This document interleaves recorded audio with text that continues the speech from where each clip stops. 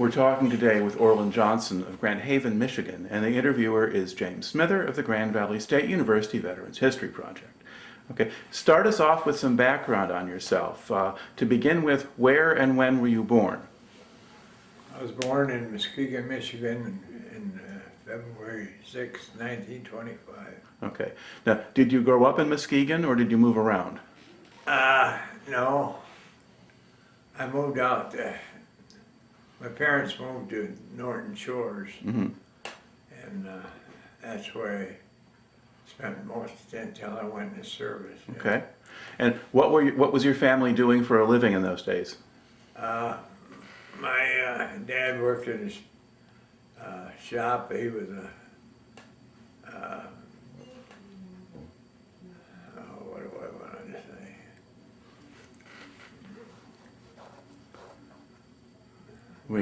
It wasn't a machine repair, but the thing is about the same thing as the. Okay, but basically, no. For what kind of? What was he, a mechanic or? Yeah, he was. And for industry or cars or what was he? What did he work on? Mostly machinery in the shop, you know. Okay. And did he have steady work during the Depression, or? Yeah, he was working and got laid off. Yeah. Okay. Yeah. All right. Now, did your mother work outside the home, or? No, my mother never did. Okay. Now, let's see. Now, did you finish high school? Yes. Okay. And when did you graduate from high school? 1943. Okay. So you're still in school when Pearl Harbor happens. Yes. How did you learn about Pearl Harbor?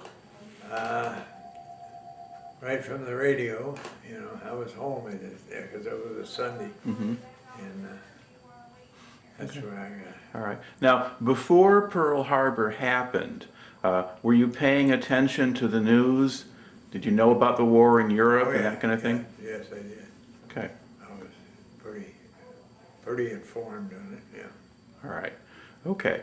And then, did life change at all once the war started, with rationing or other things like that?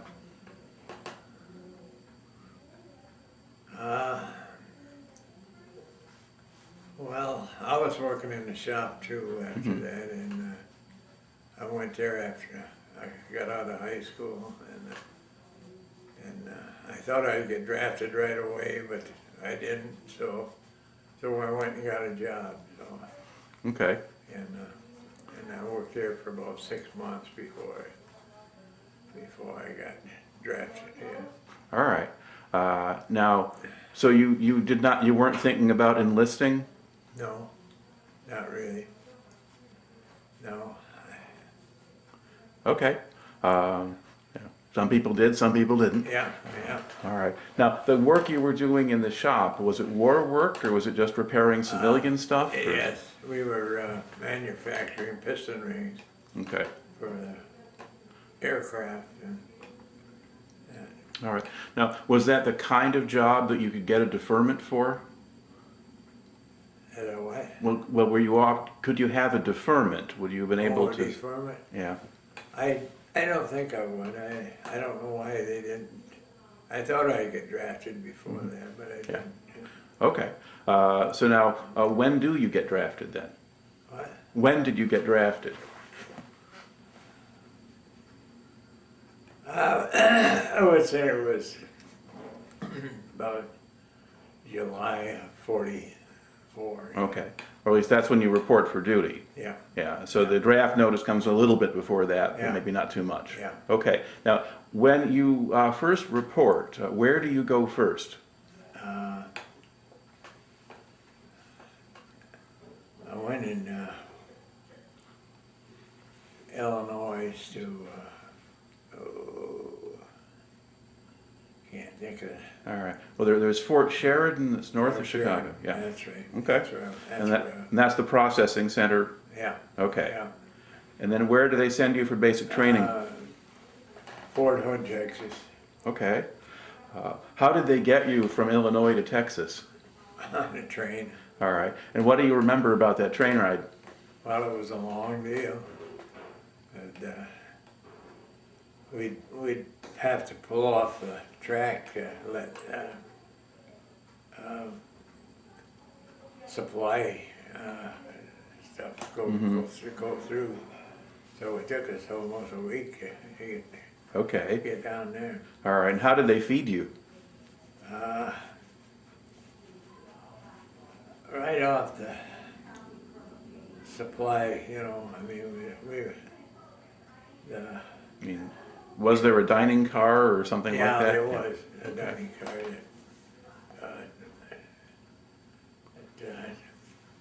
that you'd take turns going in line and wait your turn. Right. Yeah, Okay. Now, then did you just have to sleep sitting up? yeah. Okay. All right. And now, what was Fort Hood like? That's a big place, one of the biggest forts in Texas. Mm-hmm. And I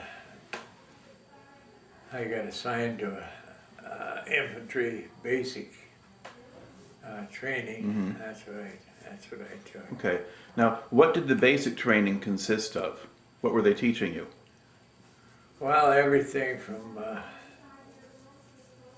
rifle shooting to machine guns? machine guns and mortars and that's Okay. Now, was there a lot of emphasis on discipline? oh yeah. Okay. You had to toe the line, yeah. All right. And was there a lot of physical training? PT and running and that kind of thing? What was that? Was there physical training too? Yeah, oh yeah. We did quite a lot of that too. Go in the mornings and spend an hour doing exercise.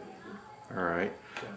Now, where were the trainees from? Were a lot of you from the Midwest, or were you from all over the place? Pretty much all over. There were some Texas people in there too, and a lot of them from around Chicago. I didn't know, there was a few from Michigan, but not too many. Okay. All right. Now, how easy or hard was it for you to adjust to all of that? I don't think it was too hard. I was a kind of an athlete in high school, so I wasn't that tough. Okay. And you were okay with following orders? Oh yeah, you had to follow orders, yeah. All right. Now, about how long did the basic training last? 6 months, That's more than just basic training then. yeah, But that's how long you were at Fort Hood? yeah. Okay. Yeah. Now, while you were there, did they train you at all to work with tanks or vehicles, or was it just straight infantry? More, just straight infantry, infantry part. Okay. Now, were they taking you out on maneuvers and? Oh yeah, we used to go out, stay overnight and stuff like that in pup tents. Mm-hmm. Okay. Now, while you were at Fort Hood, so this is second half of 1944, basically. Yeah. There was a lot going on in the war. Oh yeah. Were you paying attention? Did you have much information about that? Did you get news or newsreels? Yeah, we got some news of it. Kind of kept track of it. Okay. And were you wondering if the war was going to be over before you got in it? Yes. Okay. I was hoping. All right. Now, at what point do you find out that you're going overseas? As soon as I finished basic, well, I went in, we took a physical, and I found out I had a rupture, and so I had to go in the hospital for 6 weeks before they took me in Okay. there, and that kind of held it up a little bit, but. Okay. So part of why you were there so long was a medical reason. Yeah. Okay. Yeah. So beyond the regular Partially, training. Okay, Yeah, an extra 6 to 8 weeks probably. okay. Yeah. And then did you rejoin another group of trainees, or were your guys still there, or had they left already?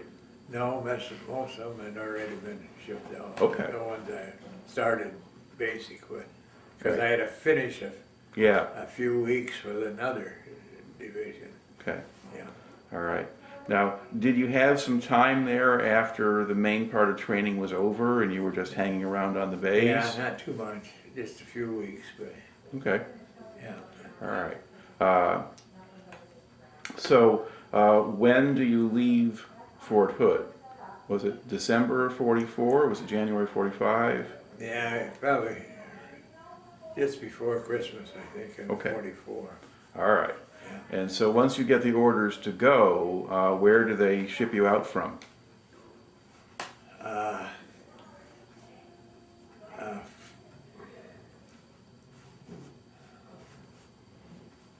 uh, by Baltimore. That's where we went to get Okay. So, uniforms and all that stuff. all right, so maybe Fort Meade, Maryland? Fort Meade, yeah. Okay, yeah, one of the debarkation points. Okay. And then how do they get you to Europe? Ship. Okay. What kind of ship were you on? It was a fairly good-sized ship. I think we had about 500 troops on it, or 5,000 troops. Okay. So do you think, was it a purpose-built troop transport, or was it an old ocean No. liner? No, I don't think it was. Okay, but is it just because they took some ocean liners and converted them into, Yeah. okay. This Now, one, this one they picked up to use, I guess. right, okay. Now, did the ship sail by itself or in a convoy? No, we was in a convoy, yeah. Okay. And then what was that like? Well, we'd ship up, we'd go up north a while, then we'd come back Mm-hmm. south, and it'd be cold one day and it'd be nice another day, and you'd see some icebergs up there for a while, and then you'd be down in fairly warm, I don't know, it took us a good 2 weeks, I think. Okay. Well, yeah, I mean, the convoy could take that long. Yeah. Especially coming from that far south. Let's see, did you have any U-boat scares? Were there any U-boats around? Anyway. U-boats, submarines. Oh, yeah. We'd see some of them once in a while. And, Or see them or hear about them? huh? Did you see any yourself, or did you just hear about them? I don't know if we have actually seen them, but we heard a lot about it. Okay. All right. And then, did you get to go up on deck in the ship, or? Oh, yeah. You'd have to go in there. They clean you out, and they keep a crew to clean the area, and then everybody else would have to go Mm-hmm. up on deck for a couple of hours All right. or so. Now, did a lot of guys get seasick? Oh, yeah. Okay. Yeah. Now, did you get seasick? No, it didn't bother me that much, but a little bit. Okay. But a few days I was a little Kind of wobbly? wobbly. Yeah. All right, but you got your sea legs or whatever, and then Oh, yeah. you were Yeah, okay. I got it by. Okay. Now, what was the weather like? We'd had some decent days, and we had some pretty rough days because we were moving Yeah. north and south a lot. And, Okay. All right. And then where did you land? England. Okay. I can't think of the name of the port. It was right in Well, a lot of ships landed in Scotland. They went to Scotland. like No, we Glasgow, didn't go Greenock, to but you went to England. Yeah, we was in England. Yeah. Okay, yeah, like Southampton or Plymouth or anyway, but somewhere in England. Yeah. Okay, Yeah. or Liverpool or whatever. Yeah, I don't Or think Bristol, it who was knows? Anyway, Liverpool. okay, you land. Okay, so you get off the ship then in England for a while. Just a few days. Yeah. Okay. Then we crossed the channel to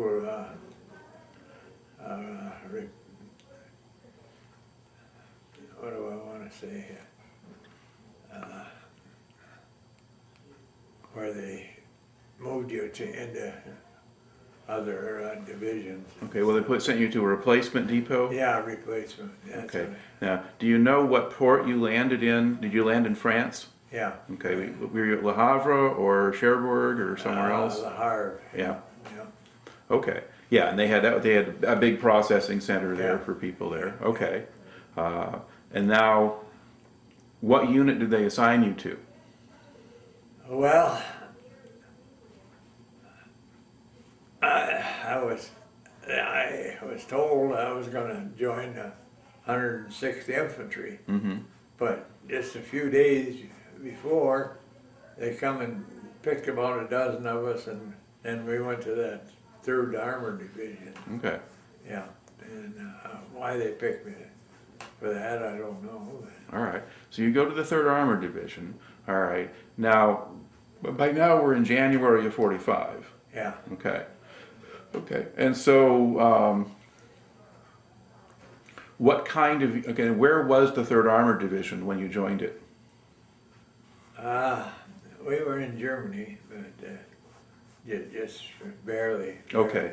Germany. Kind of along the German-Belgian border? Yeah, or- Belgium. Yeah. Okay. Yeah. So the Battle of the Bulge was pretty much over at that Yeah, point. We were pushing the well, Germans back out. Yeah, the Battle of the Bulge was over. Yeah. All right. Now, what kind of unit did you join in the 3rd Armored? Were you with a tank unit or infantry or something? Tank. Okay. Tank, he was, yeah. Okay. And what kind of job did they give you when you got there? Well, at first I just carry ammunition from the weapons carry up to the tanks, you Okay. know. And then one of our drivers got hit from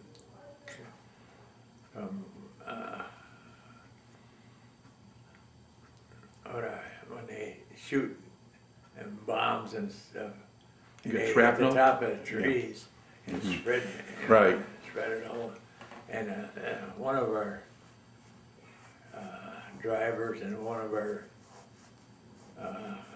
squad leaders got hit, and they had to take it back. Mm-hmm. And that's when the company, the captain come to me and he says, "You're going to be a tank driver." Mm-hmm. You know, and that's all it was. So. Okay. Now, what kind of, now, how long were you an ammo carrier? How long did you do that? Well, to the end of the war, which was Well, but yes or no, the part, you said you went from carrying ammunition Yeah. to being in a tank. yeah. So when did you make the switch? Oh,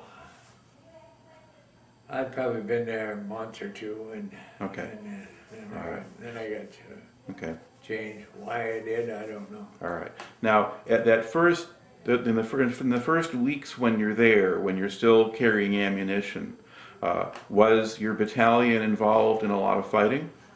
A little bit, yeah. We'd run into some of them Germans here and there. Okay.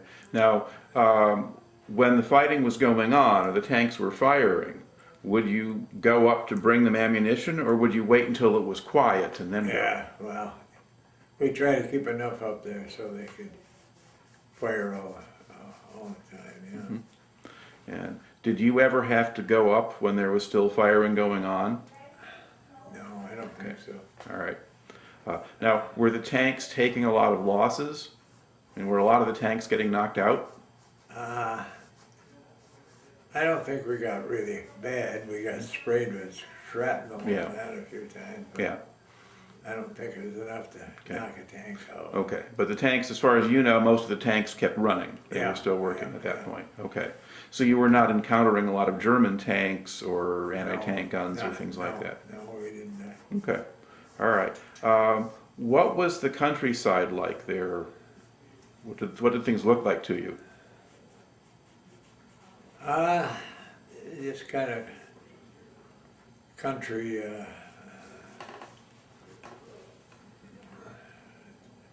little small farms Mm-hmm. and stuff like that. There wasn't much to it.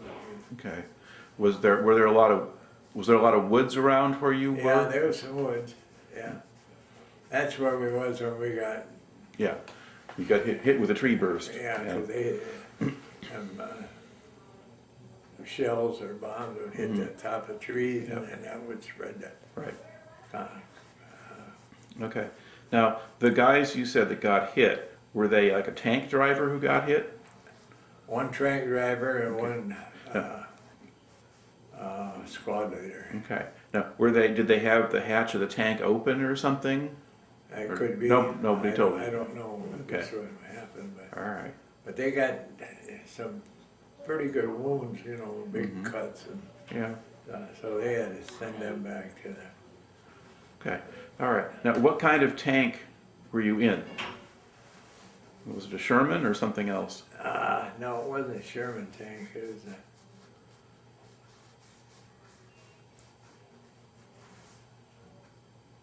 They had mortars in them that was built right here in Muskegon, you know. Okay. But I don't know what you All right. kind of. Well, was it? I mean, did it have a big gun or a small one or? 105, yeah. Oh, okay, if it's a 105. Yeah, Now, did it have a turret or was it open topped? yeah, open. It was Okay, open. Yeah, Okay, that's probably an M7 Priest. yeah, Artillery, mobile artillery. yeah. Yeah. Okay. Yeah, and those are not covered on top. No, So your guys could get hit relatively easily. Yeah. Okay, that makes sense. All right.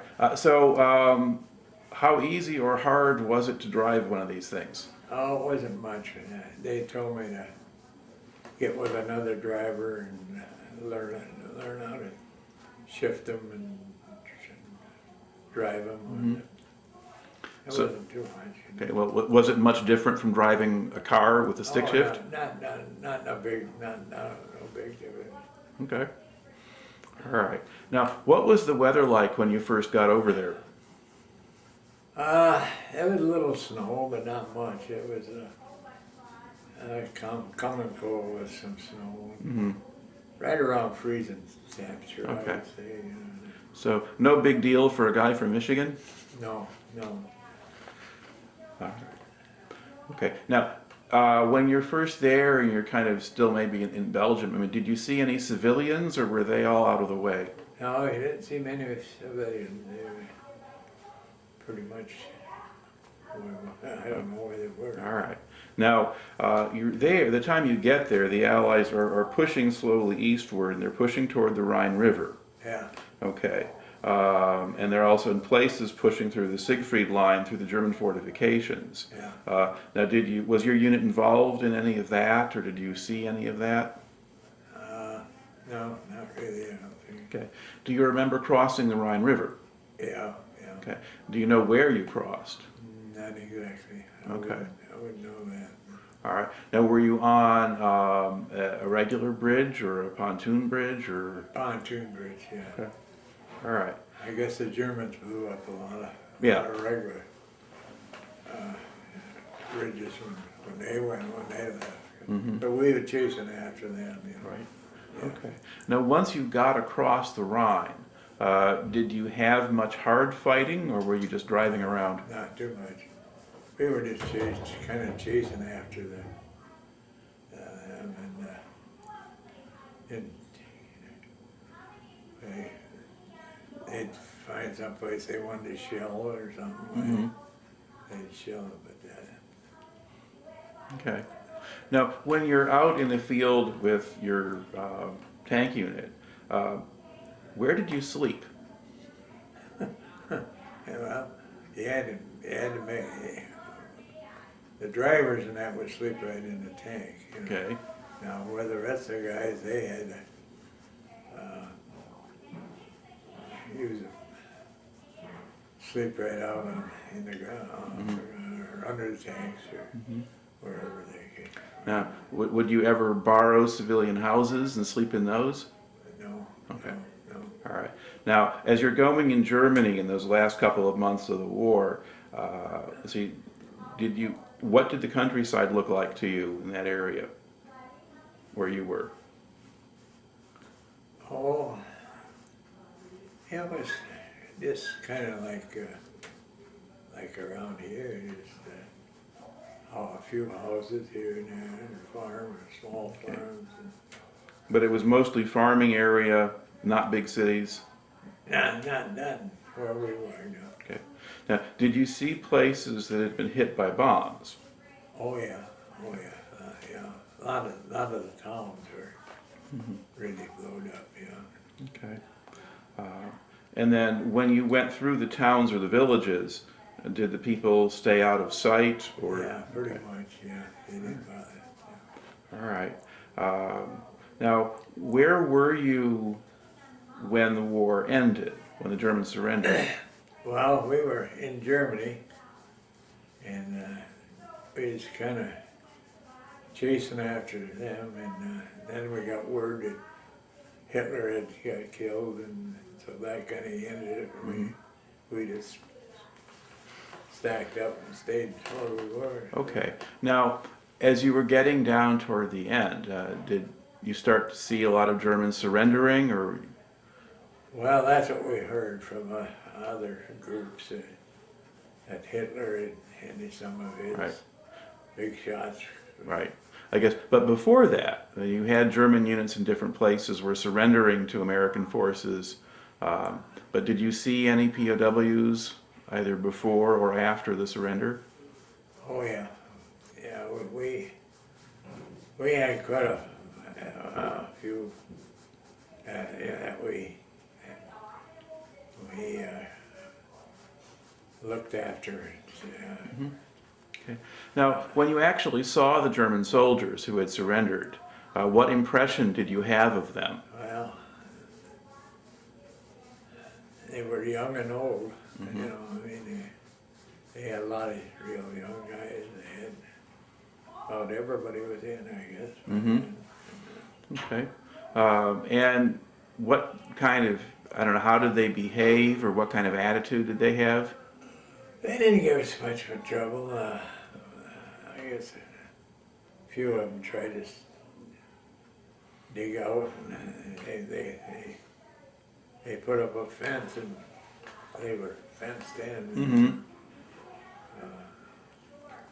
But they didn't seem to give us much problem.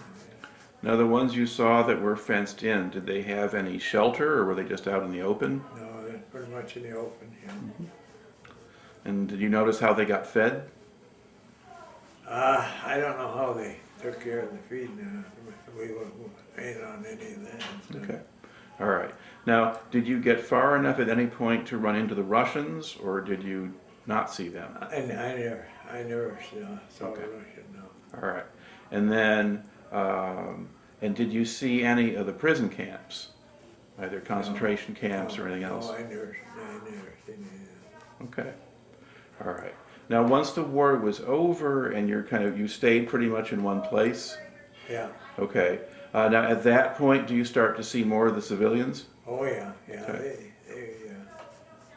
They were, a lot of them was pretty friendly people, you know. And we'd move into a town, and then they would just move them out for a block or two, and we'd take over their houses. You know? Okay. And at first, that's before we, and then later on we'd take over their old army camps and stuff like that, and then they moved us into there. Right. Yeah. Okay. Now, as time went on, did a lot of the men from your unit rotate home while you were still there? Or did you just get reassigned to a different unit? Well, I stayed with them until we joined occupational, Yeah. and then we did that. Then we got rid of our tanks and all that stuff, you know, and we get jeeps and just patrol small towns and bigger towns. Okay. And so that was sort of your regular assignment now? Yeah. All right. And what was the purpose of that patrolling? You just showing yourselves, or? I guess, yeah. Okay. But you weren't really police or anything like that? No. Okay. All right. Now, you probably didn't have as many points as No. some of the other guys in your unit did. That's why all the officers there, they was the first ones to leave because they had points and families counted and everything else, and maybe that's one reason I got promoted up as fast as I did, because the older ones were the ones that left first, and Okay. our captain would just move us up. All right, because they needed guys with certain ranks Yeah. to have certain jobs. Yeah. Okay. Now, were you a tank commander at this point, or? No, I was never a tank command. I was just a driver. Okay, that's right, because you weren't using the tanks anymore, so you're a Yeah. driver. Okay.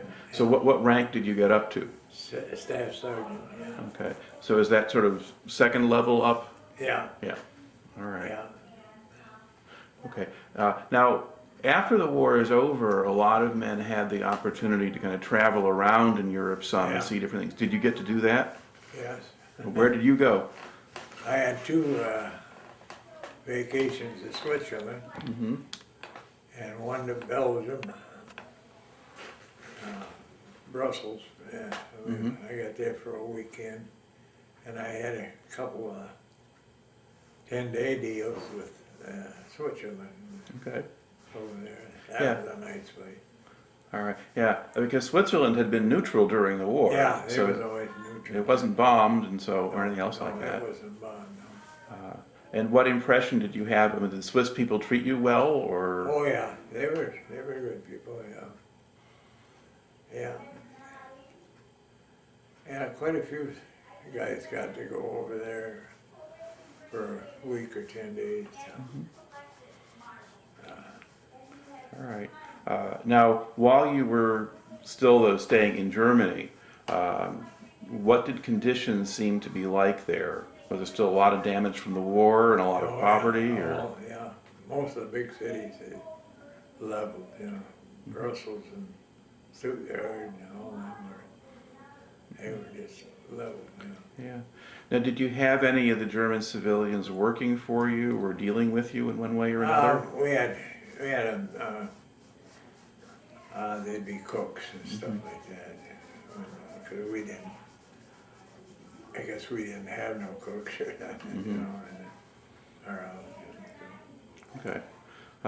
Now, in some places that the Germans didn't have very much food. No. And so they'd beg or they'd try to take American garbage or things like that. Yeah. Did you see any of that yourself? Or? A little bit, yeah, a little bit, yeah.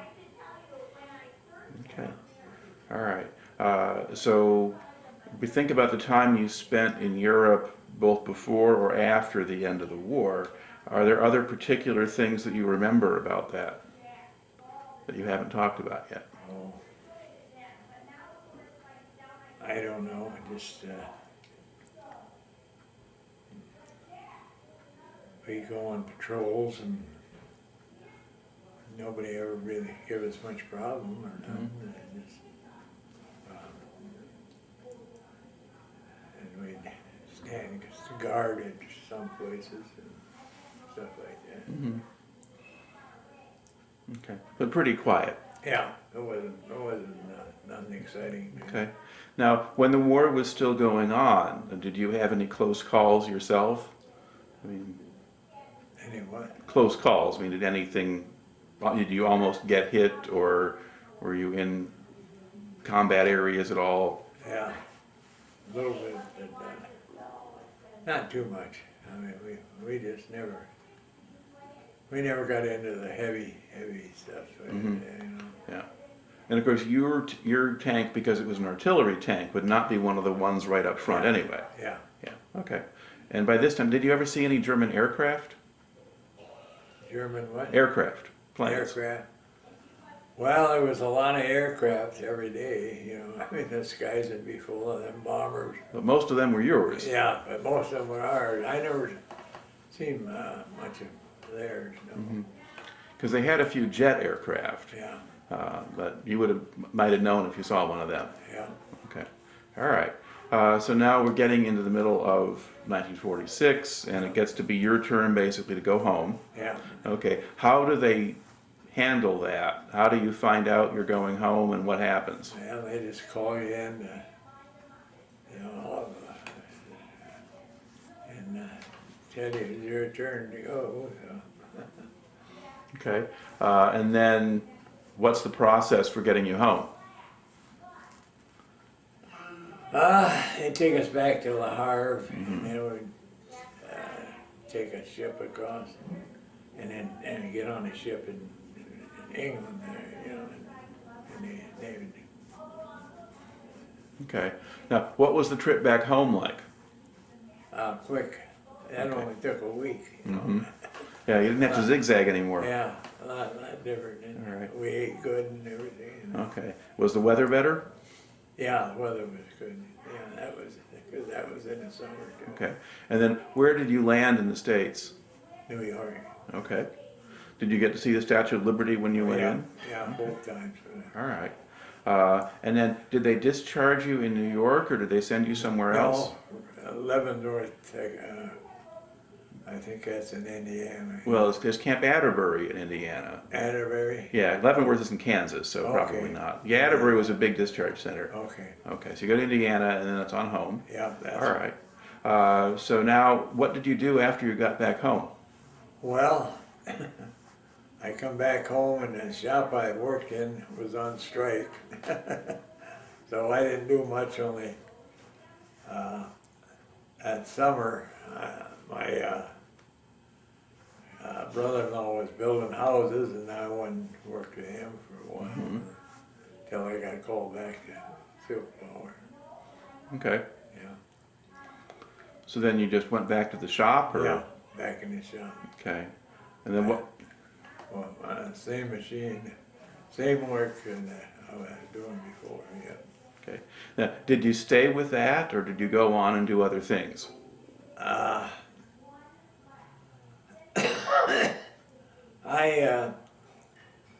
After I was there about 10 years, they put up the notice from, there's gonna be some openings in the tool room. Mm-hmm. So me and about 12 guys applied for that, and I was one of them that they picked. Mm-hmm. So then I went to apprenticeship, and then I was in that job till I retired. All right. Now, when you look back at the time that you spent in the service, what do you think you learned from it, or how do you think that affected you? Oh, I don't think it was too much, but I wasn't ever really bitter about going or nothing like that. I mean, I knew it was something I had to do. All right. So, Do you think any of that experience helped you later on in life? oh, maybe a little, yeah, yeah. All right. All right. Well, thank you very much then for taking the time to tell a story today. Okay, I appreciate it.